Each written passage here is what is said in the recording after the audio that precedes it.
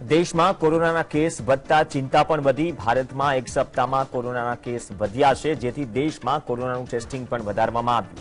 ગત સપ્તાહે કોરોનાના કેસ 1103 હતા, જે આ સપ્તાહે વધીને 1219 થયા।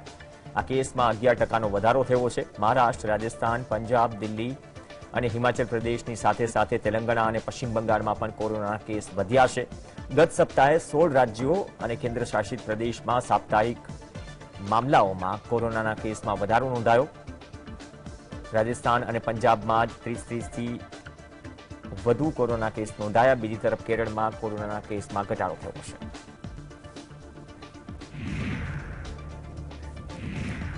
ચીન, જાપાન સહિતના દેશોમાં હાહાકાર મચાવનાર કોરોના કેસને લઈને ભારતમાં એલર્ટ। બીજી લહેર જેવી સ્થિતિ ન સર્જાય તેના માટે દેશભરમાં કોરોનાને લઈને આરોગ્ય સુવિધાઓ ચકાસવા માટે મોક ડ્રીલનું આયોજન થયું।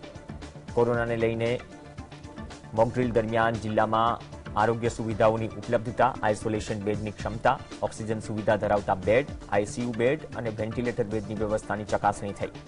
સાથે જ કોવિડ સારવાર આપતી સરકારી હોસ્પિટલમાં હેલ્થ સ્ટાફની સ્થિતિ પણ જાણવામાં આવી, તેની પણ ચકાસણી થઈ।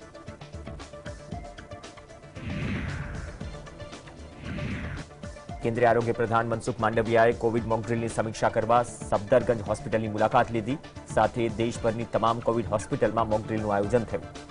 મોકડ્રીલ દરમિયાન કેન્દ્રીય આરોગ્ય પ્રધાન મનસુખ માંડવિયાએ કહ્યું કે વડાપ્રધાન દ્વારા પણ તમામ નાગરિકોને સાવચેત રહેવાની અપીલ કરાઈ છે। હોસ્પિટલમાં આરોગ્ય સ્ટાફની હાજરી અંગે તપાસ અને જાણકારી માટે આરોગ્ય પ્રધાને ત્યાં મુલાકાત લીધી હતી। માંડવિયાએ જણાવ્યું કે જે રીતે વિશ્વમાં કોરોનાના કેસ વધી રહ્યા છે, તે રીતે દેશમાં કોરોનાના કેસ ન વધે તે માટે મોક ડ્રીલ યોજાઈ રહી છે। सारे देश में जो कोविड ट्रीटमेंट देने वाली सभी अस्पताल में मॉक ड्रिल की जा रही है, ताकि हमारी सारी हॉस्पिटल कोविड केस देश में बढ़े तो संपूर्ण तरीके से तैयार रहे, ताकि देश के नागरिकों को दिक्कत ना रहे और उसको अच्छी तरह से ट्रीटमेंट मिल सके। आज सफदरजंग अस्पताल में मैंने प्रत्यक्ष आके कोविड वार्ड का निरीक्षण किया।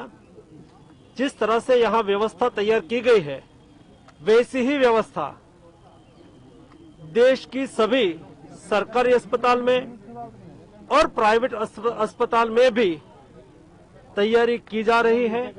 आज सारे देश में सभी जगह में, चाहे प्राइवेट हॉस्पिटल हो चाहे गवर्नमेंट हॉस्पिटल हो, मॉक ड्रिल हो रही है।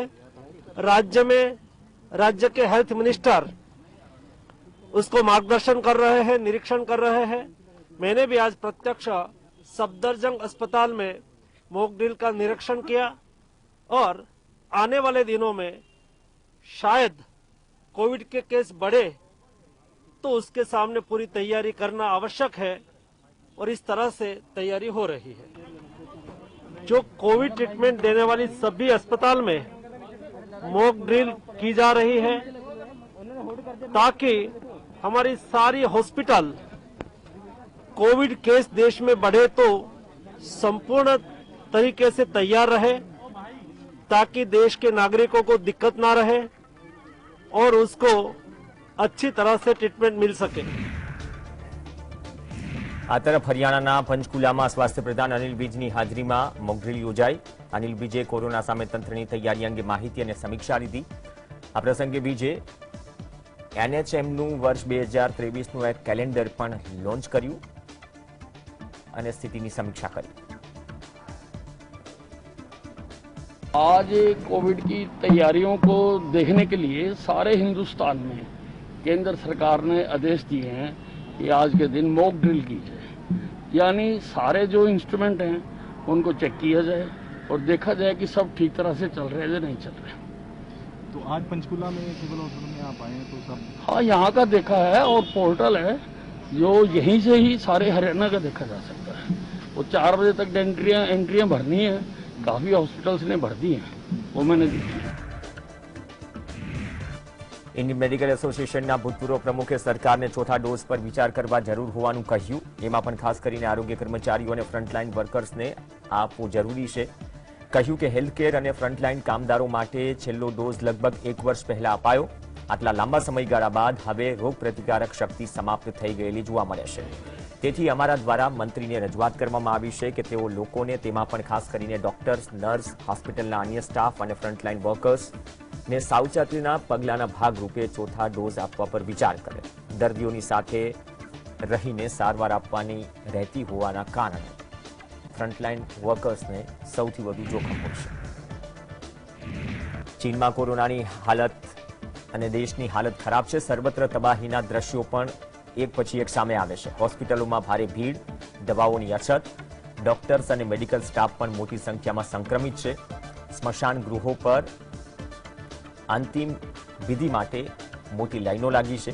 ચીન ન માત્ર કોરોના સંબંધિત આંકડાઓ છુપાવી રહ્યું છે, પરંતુ તે બધું જ બરાબર છે તે બતાવવાના પ્રયાસમાં પણ લાગ્યું છે, જેના માટે ચીને ચોંકાવનારા ફેરફારો કર્યા છે. 8 જાન્યુઆરીથી કોઈ પણ મુસાફરને ક્વોરન્ટીન કરવામાં નહીં આવે. જોકે ચીનમાં આવતા મુસાફરોએ કોરોના ટેસ્ટ કરાવવો ફરજિયાત છે. ફ્લાઇટમાં આવતા સમયે ટેસ્ટ રિપોર્ટ જ બતાવવાનો રહેશે. ચીને કોરોના સામે લડવા કોરોનાને વર્ગ બી રોગની શ્રેણીમાં મૂક્યો છે. ભારત જોડો યાત્રાની આગેવાની કરી રહેલા રાહુલ ગાંધી પર કોંગ્રેસ નેતા સલમાન ખુરશીદે એવું નિવેદન આપ્યું કે જેનાથી ફરી એક વખત વિવાદ થયો. કોંગ્રેસ નેતા સલમાન ખુરશીદે રાહુલ ગાંધીની તુલના ભગવાન રામ સાથે કરી અને કોંગ્રેસના કાર્યકર્તાઓને ભરત ગણાવ્યા. તેઓએ મીડિયા સાથેની વાતચીત દરમિયાન કહ્યું કે ભગવાન રામની પાદુકાઓ દૂર સુધી જાય છે. ક્યારેક ક્યારેક જ્યારે રામ પહોંચી ન શકે ત્યાં ભરત પાદુકા લઈને પહોંચતા હોય છે. એવી જ રીતે અમે યુપીમાં પાદુકા લઈને આવ્યા છીએ. હવે પાદુકાઓ આવી ગઈ છે, તે રામ પણ આવી જશે. આમ સલમાન ખુરશીદે રાहुल ગાંધીની તુલના રામ સાથે करता विवाद सर्जाया है. हमेशा भगवान राम नहीं पहुंच पाते हैं तो खड़ाव लेकर चलना पड़ता है. तो भरत उनकी खड़ाव लेकर चलते हैं. तो खड़ाव लेकर हम उत्तर प्रदेश में चले हैं. उत्तर प्रदेश में खड़ाव पहुंच गई है तो राम जी भी पहुंचेंगे, ये हमारा विश्वास है. खुर्शीदे રાહુલ ગાંધીની ભગવાન રામ સાથે તુલના કરતા હિન્દુ સમાજે નારાજગી દર્શાવી. સાધુ સંતોનું કહેવું છે કે જે આ પ્રકારના નિવેદન આપી રહ્યા છે તેઓ રાહુલ ગાંધીનો મહિમા મંડન અને ચાટુકાર થઈ રહ્યા છે. રાહુલ ગાંધીમાં ભગવાન રામના ગુણ નથી અને ભગવાન રામની તુલના રાહુલ ગાંધી સાથે કોંગ્રેસ કરી રહી છે. જે કોંગ્રેસ ભગવાન રામને કાલ્પનિક ગણે છે તેને હિન્દુ સમુદાય માફ નહીં કરે. लेकिन कम से कम कुबुद्धि पूर्वक नहीं लेना चाहिए. राम का नाम लो तो कम से कम श्रद्धा और विश्वास के साथ में. किसकी खड़ाओं की बात करो यार, शर्म आनी चाहिए इनको. भगवान राम की खड़ाओं की तुलना रामद्रोही से कर रहे हो आप. ये कांग्रेस का चाल चरित्र चेहरा बेनकाब होता जा रहा है. और मैं तो ये कहूंगा विनाश काले विपरीत बुद्धि. भगवान उनको सद्बुद्धि दे. कम से कम राम का नाम लेना तो सीख गए वो लोग जिन्होंने सुप्रीम कोर्ट में हलफनामा दाखिल करके कह दिया था कि राम तो हुए ही नहीं. इस पर मैं जो है तो आपत्ति मुझे है. और राहुल गांधी को मेरा चैलेंज है. राहुल गांधी न तो कोई श्लोक और न तो कोई चौपाई. एक चौपाई अगर राहुल गांधी जो है याद हो तो बोल दें तो मैं मान लूं. और ये कांग्रेसी वही है कि प्रभु श्री रामलला के दिव्य भव्य राम मंदिर निर्माण के लिए जब राम भक्त प्रयास कर रहे, वर्षों तक ये रोड़ा बने रहे, वर्षों तक प्रभु श्री राम के अस्तित्व को नकारने वाली कांग्रेस पार्टी, भगवान श्री राम को काल्पनिक कहने वाली कांग्रेस पार्टी आज ये जो है तो राम जी की खड़ाऊ लेके चल रहे हैं. आज ये राम भरत की चर्चा कर रहे हैं, राम लीला का अभिनय शुरू कर दिए हैं. ભારત જોડો યાત્રામાં રાહુલ ગાંધી કડકડતી ઠંડીમાં પણ ટી શર્ટમાં જોવા મળે છે, જેના પર રાહુલ ગાંધી બાદ હવે કોંગ્રેસ નેતા સલમાન ખુરશીદે નિવેદન આપ્યું. રાહુલ ગાંધીની તુલના સુપર હ્યુમન સાથે અને સુપર હ્યુમન તરીકે કરી છે. સલમાન ખુરશીદે મીડિયા સાથે વાતચીત કરતા ખુરશીદે કહ્યું કે રાહુલ ગાંધી યોગીની તપસ્યાની જેમ પોતાના મિશન પર ફોકસ કરી રહ્યા છે. તેઓ એક સુપર હ્યુમન છે. જ્યારે આપણે ઠંડીમાં થથરી જઈએ છીએ અને જેકેટ પહેરીએ છીએ ત્યારે રાહુલ ગાંધી હાફ ટી શર્ટમાં બહાર આવે છે. તેઓ એક યોગીની જેમ છે જે પોતાની તપસ્યા પર પૂરતું ध्यान આપી રહ્યા છે. रफ्तार से चलते हैं, जितने दिन से वो चले हैं, जिस तरह से हमको उनके पीछे पीछे साथ साथ चलना पड़ रहा है, तो हम तो ये मानते हैं कि वो रियली ये मान के चलिए कि वो सुपर ह्यूमन है. हम इतने जैकेट कोट पहने हुए हैं, वो टी शर्ट में निकलते हैं। बताइए, हम ठुठुर रहे हैं ठंड में, वो टी शर्ट पहने निकल रहे हैं। एक योगी जैसी, जब उन्होंने कही दिया मैं तपस्या में हूं, तो वो तपस्या कर रहे हैं। तो भारत जोड़ो यात्रा आगामी महीने जम्मू काश्मीर पहुंची जशे। प्रदेशમાં યાત્રાને લઈને તૈયારીઓ શરૂ થઈ ચૂકી છે। કોંગ્રેસના વરિષ્ઠ નેતાએ સોમવારે ઉપરાજ્યપાલ મનોજ સિન્હા સાથે મુલાકાત કરી યાત્રાની સુરક્ષા વ્યવસ્થા પર ચર્ચા કરી। ઉપરાજ્યપાલ તરફથી યાત્રાને સુરક્ષા આપવાનું આશ્વાસન આપવામાં આવ્યું। કાશ્મીરમાં યાત્રાથી વિપક્ષી દળના नेता પણ તેમાં જોડાઈ શકે। જાણકારી મુજબ જમ્મુ કાશ્મીરમાં વિપક્ષના તમામ નેતાઓને યાત્રામાં સામેલ થવાનું આમંત્રણ અપાયું છે। ભારત જોડો યાત્રાથી નેશનલ કોન્ફરન્સના નેતા ફારૂક અબ્દુલ્લા અને ઉમર અબ્દુલ્લા, પીડીપી પ્રમુખ મહેબૂબા મુફ્તી અને સીપીએમ નેતા એમ.વાય તારિગામી જોડાઈ શકે। ભાજપે ફરી એક વખત કોંગ્રેસના પૂર્વ અધ્યક્ષ સોનિયા ગાંધીના જમાઈ અને બિઝનેસમેન રોબર્ટ વાડ્રાને નિશાને લીધા। ભાજપના રાષ્ટ્રીય પ્રવક્તા ગૌરવ ભાટિયાએ કહ્યું કે જ્યારે રાજસ્થાનમાં કોંગ્રેસની સરકાર હતી ત્યારે ખેડૂતોની જમીન હડપ કરવામાં આવી। આ કટ્ટર પાપીઓનું કામ છે અને દેશ જાણે છે કે બેઈમાન કોણ છે। રાજસ્થાન હાઈકોર્ટમાં રોબર્ટ વાડ્રાનો પર્દાફાશ થયો છે, કેમ કે ખેડૂતોની જમીનની નકલી ફાળવણી કોંગ્રેસના શાસનકાળ દરમિયાન થઈ હતી। राजस्थान हाईकोर्ट ने जो रॉबर्ट वाड्रा की कंपनी है, जिसमें रॉबर्ट वाड्रा और उनकी माताजी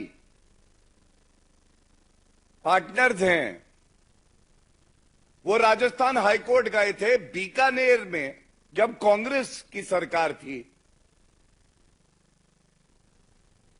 तो फर्जी अलॉटमेंट हुआ जमीन का। उसके बाद सीबीआई और ईडी की जांच की शुरुआत हुई। રોબર્ટ વાડ્રા પર કરેલા આક્ષેપ બાદ કોંગ્રેસના નેતા રશીદ અલ્વીએ પ્રતિક્રિયા આપી। કહ્યું કે ભાજપ ખોટા આરોપ લગાવે છે। ભાજપના નેતાઓ જે વાણીનો ઉપયોગ કરે છે તેનો ઉપયોગ દેશના લોકો પસંદ નથી કરી રહ્યા। રોબર્ટ વાડ્રાએ જો કોઈ ખોટું કામ કર્યું હોય તો તેની ધરપકડ થવી જોઈએ અને કરવી જોઈએ। અત્યારે તો તે તમારી સરકાર છે। ગાંધી પરિવાર સામે જે પ્રકારની ભાષાનો ઉપયોગ થઈ રહ્યો છે તે અયોગ્ય અને અશોભનીય છે। जो इस तरीके के अल्फाज बोलते हैं जो इस देश के लोग कभी पसंद नहीं करते। अगर वाड्रा ने कोई काम किया है जो कानून के खिलाफ है तो आपकी सरकार है, वो बाहर कैसे घूम रहे? अगर कानून तोड़ा है तो आप गिरफ्तार कर सकते, लेकिन ये अचानक मीडिया के सामने आके और बीजेपी के प्रवक्ता गंदी जबान में गांधी परिवार को इस तरीके से कंडम करें, अटैक करें, क्या ये उचित है? ये दुर्भाग्यपूर्ण है और मैं इसकी निंदा करता हूं। ઉત્તર પશ્ચિમના વિસ્તારમાં ઠંડા પવનોના કારણે ઉત્તર ભારત ઠંડીમાં ઠૂંઠવાઈ ગયું। દિલ્હી એનસીઆરમાં પણ લઘુત્તમ તાપમાનમાં 4 થી 5 ડિગ્રીનો ઘટાડો। મંગળવારે સવારે દિલ્હીમાં લઘુત્તમ તાપમાન 7 ડિગ્રી સેલ્સિયસ નોંધાયું। સાથે જ ગાઢ ધુમ્મસના કારણે પાલમ એરપોર્ટ અને સફદરજંગ પાસે વિઝિબિલિટી માત્ર 50 મીટર રહી। 26 ડિસેમ્બર દિલ્હી માટે સિઝનનો સૌથી ઠંડો દિવસ રહ્યો, કેમ કે પહાડી પ્રદેશના મસૂરી અને નૈનીતાલ કરતાં પણ દિલ્હીમાં વધુ ઠંડી નોંધાઈ। મંગળવારે દિલ્હીમાં લઘુત્તમ તાપમાન 4 ડિગ્રી કરતાં પણ નીચું નોંધાયું। આગામી દિવસોમાં દિલ્હી, યુપી, હરિયાણા, પંજાબ, રાજસ્થાનમાં ઠંડી વધવાની આગાહી છે। फौगा रखा है ना। ठंड इतनी ज्यादा बढ़ रही है, सांस लेने में थोड़ी दिक्कत हो रही है। और कुछ लोग कह रहे होंगे पॉल्यूशन की वजह से, बड़ा पॉल्यूशन ही अब ठंड बढ़ी है रियल की, है ना। ठंड तो और भी बढ़ने की उम्मीद है। हाँ, अभी बढ़ेगी, अभी क्योंकि अभी तो दिसंबर लास्ट हैगा, अभी बढ़ने की उम्मीद है। सर सेहत के लिए तो अभी देखिए आप ये लगा रखा है अभी थोड़ा बचाने के लिए ठंड वंड से। और दूसरा क्या है कि अभी हम करते हैं रनिंग वनिंग, अभी तो आर्मी के लिए कर रहे हैं ट्राई, तो उसी चीज के लिए कर रहे हैं। तो यहाँ पर क्या है, हमें सांस लेने में दिक्कत होती है। સમગ્ર ઉત્તર ભારતમાં ઠંડીનો કહેર। ઉત્તર પ્રદેશના કાનપુરમાં હાથથી જવતી ઠંડી પડી રહી છે। લોકો ઠંડીથી બચવા માટે તાપણાનો સહારો લેતા જોવા મળ્યા। સાથે જ લોકો ગરમાગરમ ચાની ચુસ્કી પણ લગાવતા નજરે પડ્યા। હિમાચલ પ્રદેશ અને ઉત્તરાખંડના પહાડોમાં થયેલી હિમવર્ષાના કારણે મેદાની પ્રદેશમાં શીતલહેર વ્યાપી છે। ઠંડા પવનોના કારણે કાનપુર સહિત આસપાસના જિલ્લાઓમાં આગામી 2 દિવસ હજુ પણ તાપમાન 2 થી 3 ડિગ્રીનો ઘટાડો થાય તેવી સંભાવના। बहुत ज़्यादा ठंड लग रही है, बहुत ज़्यादा। हाँ, आगे चला कर रात पार हो रही। कितनी दिक्कतें हो रही है आपको? बहुत दिक्कत है। लकड़ी ऐसी रखी रहती, बस छुलका जाते, लकड़ी थोड़ी सी रखी रहती, दिक्कत बहुत होती है जलाने में। ठंड तो बहुत ज़्यादा है भैया। दिक्कत हो रही है? हाँ, दिक्कत तो हो ही रही है। गलन काफी बढ़ रही है? बहुत ज़्यादा गलन पड़ रही है आज।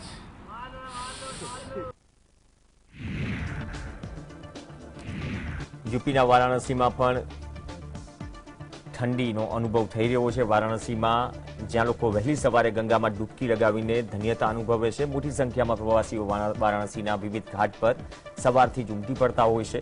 તે ગંગાજીના વિવિધ ઘાટ વારાણસીમાં સુમસાન નજરે પડ્યા હતા। હાથ થીજવતી ઠંડીમાં છૂટાછવાયા તાપણા કરીને લોકો ઠંડી ઉડાડતા નજરે પડ્યા। ठंड तो बहुत, अभी 4 बजे भोर से फॉग गिरने लग रहा है। आप भी देख लीजिए सामने, अब ठंड भी है। मोदी जी लकड़ी भी दे रहे ठंड गरीब आग वक्त तपने के लिए। और ठंड तो बढ़ी रही है, अब धीरे धीरे बढ़ रही है ठंड। अब बढ़ते ज़्यादा ठंड बढ़ रही है, तो इसीलिए ठंड का बचाव हम लोग कर रहे हैं। बहुत यही कह रहे घर में अधिक रहें, ठंड से ज़्यादा उपाय अपने सुरक्षित किया, दूसरे को सुरक्षित किया जाए। ટીવી અભિનેત્રી તુનિશા શર્માએ સિરિયલના સેટ પર કરેલા આપઘાત બાદ મુંબઈમાં તેના અંતિમ સંસ્કાર થયા। ટીવીના ઘણા સ્ટાર્સ તુનિશાની અંતિમ વિદાય આપવા માટે પહોંચ્યા। સાથ એલન મસ્કે ટ્વિટરની કમાન સંભાળ્યા બાદ ટ્વિટરને વિવાદોનું ગ્રહણ લાગ્યું હોય તેવી સ્થિતિ છે। ભાગ્યે જ કોઈ એવો દિવસ જાય કે જ્યારે વિવાદ ઊભો ન થાય। હવે ટ્વિટર સાથે જોડાયેલો વધુ એક વિવાદ સામે આવ્યો। આ વખતે ટ્વિટર વિવાદમાં આવ્યું છે કેમ કે હવે ખુદ એલન મસ્ક સહિત 40 કરોડ યુઝર્સના ડેટા લીક થયા છે। યુઝર્સના નામ, email ID, phone number, follower સહિતની વિગતો ચોરાઈ છે।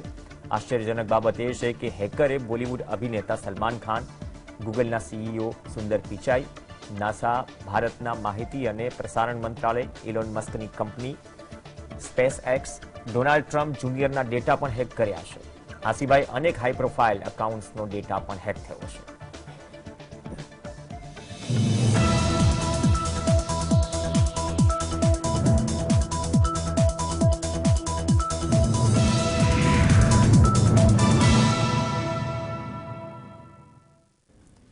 તો હવે કરીએ અંદરની વાત।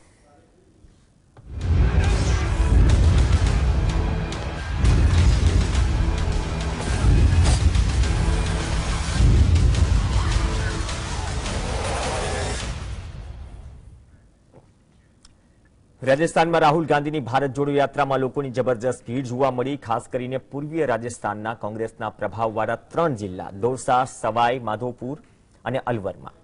પૂર્વીય રાજસ્થાનમાં જે રીતે રાહુલ ગાંધીએ પોતાની તાકાત બતાવી છે તેનાથી ભાજપની ચિંતા વધી ગઈ છે। ભાજપ નેતા કિરોડીલાલના ગઢમાં મીના સમુદાયના લોકોએ કોંગ્રેસની ભારત જોડો યાત્રાનું જે રીતે સ્વાગત કર્યું તે જોતા કિરોડીલાલને હવે નવેસરથી રણનીતિ બનાવવી પડશે। જો કે બીજેપી અને કિરોડીલાલ કરતા સૌથી મોટી અગ્નિ પરીક્ષા ગહેલોત માટે માનવામાં આવી રહી છે। સીએમ ગહેલોત હંમેશા રાહુલ ગાંધી સાથે રહ્યા છે, ત્યારે સવાલ એ છે કે તેઓ રાજસ્થાનમાં 2023ની વિધાનસભા ચૂંટણીમાં યાત્રાને મળેલા જનસમર્થનને વોટમાં તબદીલ કરી શકશે કે કેમ। જો આ ભીડ વોટ બની જાય તો ભાજપના હાથમાં સત્તા આવી મુશ્કેલ બનશે। 2018માં વિધાનસભા ચૂંટણીમાં પૂર્વીય રાજસ્થાનમાં બીજેપીના સુપડા સાફ થઈ ગયા હતા। વર્તમાનમાં પૂર્વીય રાજસ્થાનમાંથી બીજેપીનો એક પણ ધારાસભ્ય નથી અને બીજેપીને અહીં વધારે મહેનત કરવી પડશે। Bureau report, GSTV। આગામી લોકસભા માટે તમામ રાજકીય પક્ષ તૈયારીઓમાં લાગી ગયા છે। કોંગ્રેસે પણ ખાસ યોજના બનાવી છે। કોંગ્રેસ પાર્ટી આગામી લોકસભા ચૂંટણીમાં રાહુલ ગાંધી અને પ્રિયંકા ગાંધી વચ્ચે જવાબદારી વહેંચવામાં આવે છે। કહેવાય રહ્યું છે કે રાહુલ ગાંધી દક્ષિણ ભારતની કમાન સંભાળશે, જ્યારે પ્રિયંકા ગાંધી ઉત્તર ભારતમાં પાર્ટીની કમાન સંભાળશે।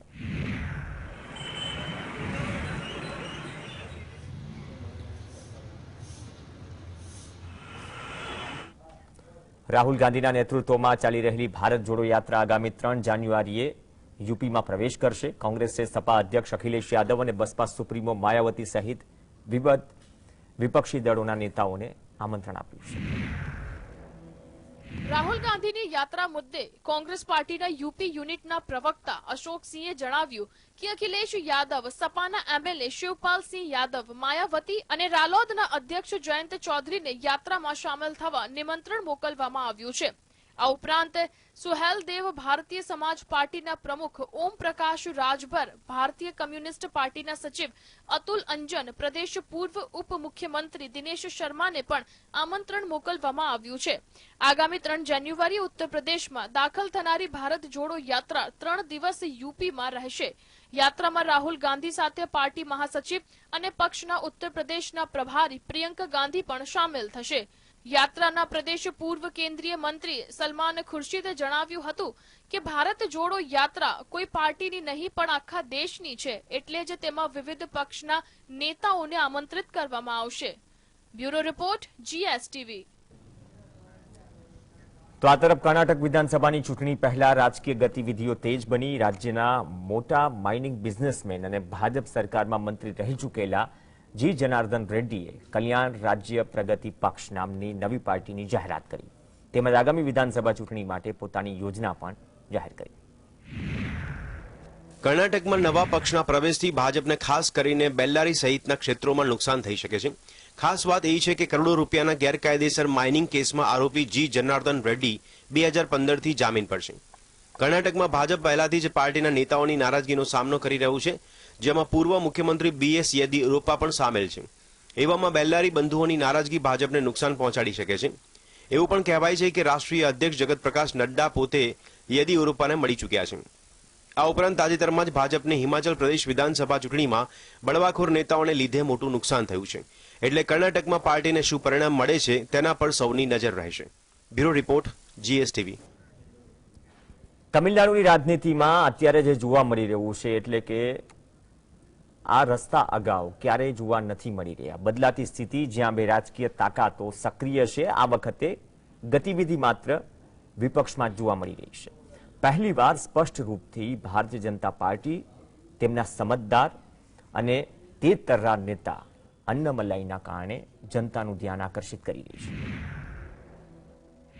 તમિલનાડુમાં VK શશિકલા મુખ્ય વિપક્ષી પાર્ટીમાં તેનું મહત્વ કાયમ રાખવા માટે નાના પરંતુ નિશ્ચિત પગલાં ભરે છે. શશિકલાએ પોતાના નજીકના મિત્ર અને AIAMDKના સુપ્રીમો જયલલિતાના જીવિત રહેવા દરમિયાન પાર્ટીના દરેક વ્યક્તિ ચિન્નમ્મા કે છોટી અમ્માના નામથી સંબોધિત કરતા હતા.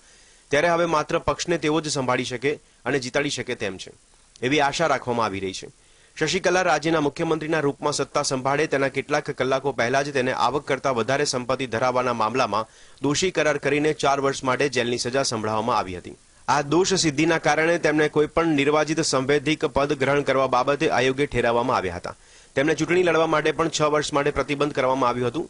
જોકે તેમનું મુખ્યમંત્રી બનવાનું સપનું અને મહત્વાકાંક્ષા ઓછા થયા નહોતા અને 2019 તેમજ 2021માં આ બધા દબાણના કારણે તેઓ ચૂંટણીથી દૂર રહ્યા હતા, પરંતુ હવે ફરીથી સત્તાને તેમના હાથમાં લેવાની કોશિશ કરતા જોવા મળી રહ્યા છે. Bureau report, GSTV.